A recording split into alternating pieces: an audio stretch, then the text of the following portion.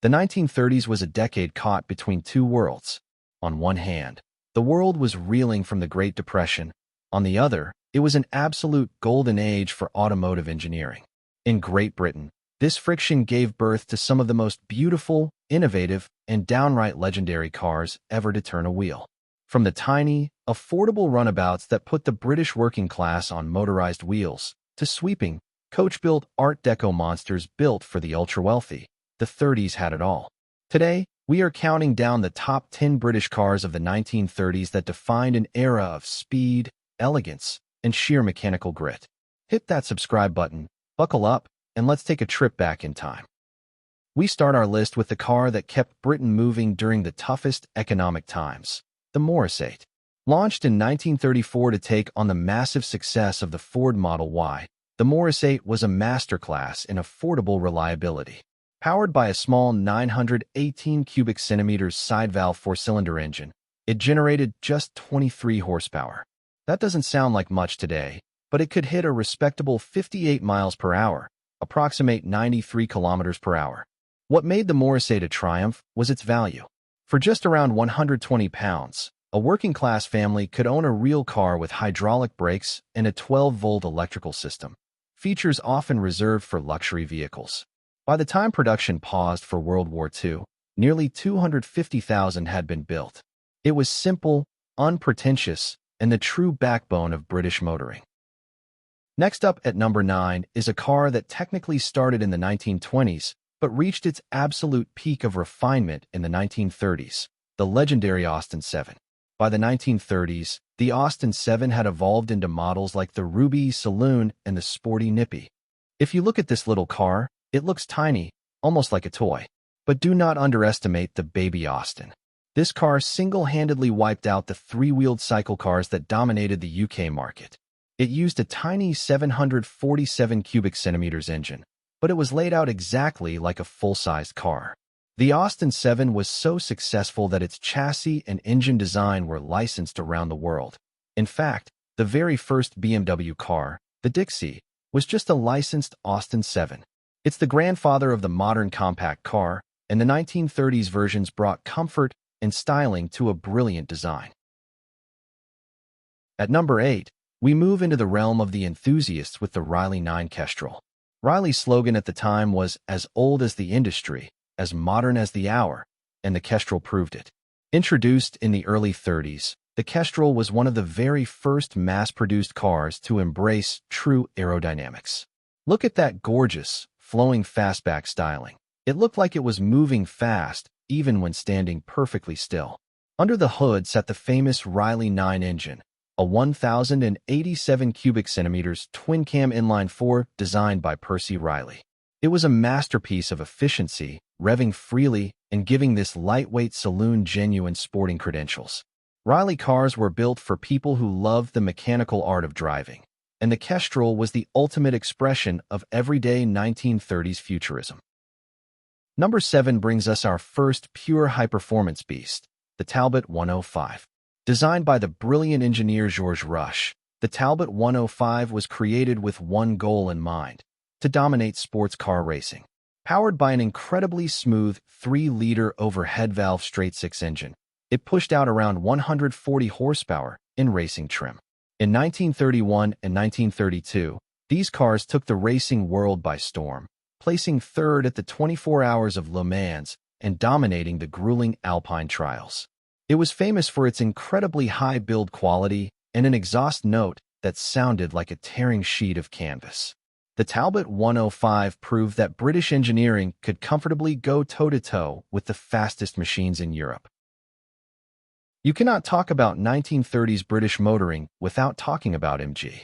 And coming in at number 6 is the car that birthed the T-Series dynasty, the MG TA Midget. Launched in 1936, the TA replaced the older PB series. It featured a slightly wider, more comfortable cabin and was powered by a 1,292 cubic centimeters overhead valve engine pushing 50 horsepower. The TA established the classic British sports car formula: a lightweight body, rigid suspension, incredibly direct steering, and a high fun factor at a price that young drivers could actually afford. It was agile, it loved to slide around corners, and it set the stage for the sports car boom that would sweep across the globe after the war. Entering our top 5, we arrive at a car built for the discerning driver who wanted effortless high-speed touring. The Alvis Speed 20 and its bigger brother, the Speed 25. Alvis was a company obsessed with technological innovation. The Speed 20 was among the very first production cars in the world to feature an all-synchromesh gearbox, independent front suspension, and adjustable shock absorbers that the driver could tweak right from the dashboard. Propelled by an ultra-smooth, triple-carbureted straight-six engine, the Speed 25 could effortlessly cruise at 90 miles per hour, a mind-boggling speed for the mid-1930s. Encased in elegant coachwork by builders like Charlesworth or Vanden Plas, the Alvis Speed series was the perfect machine for a high-speed dash across Europe. At number 4 is a towering giant of British motorsport and luxury, the Lagonda M45.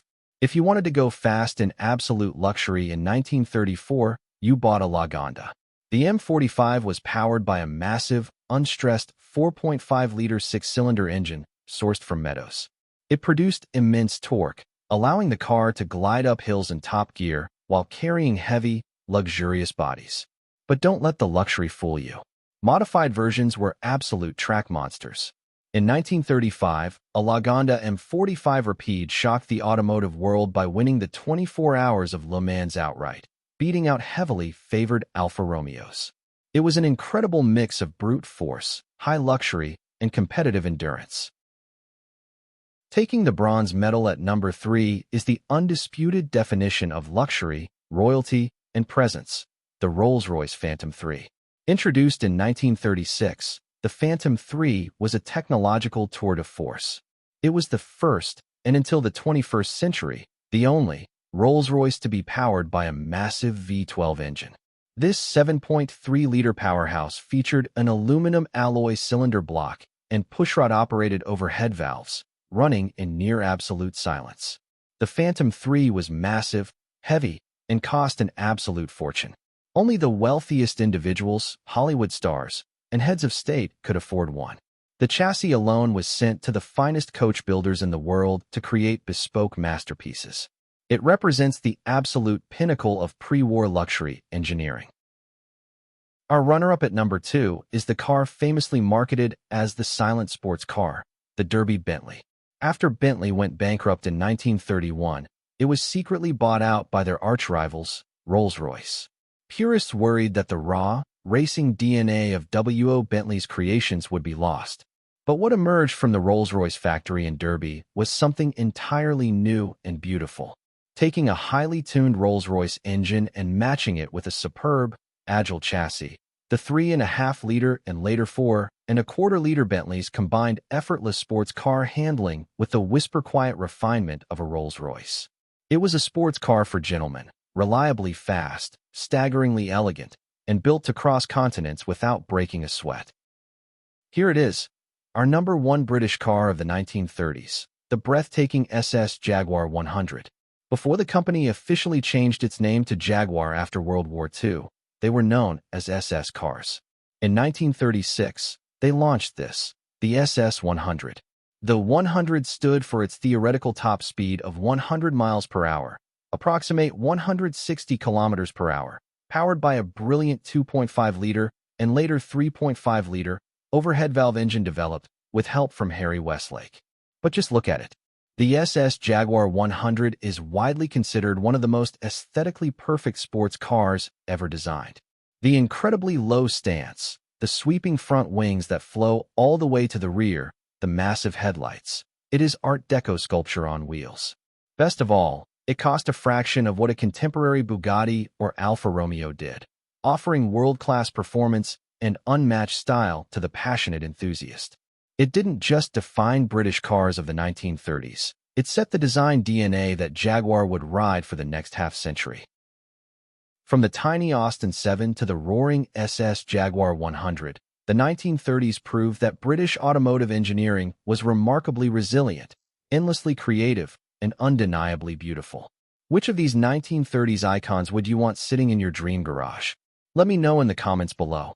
Don't forget to leave a like if you enjoyed this trip down memory lane, and we'll see you in the next video.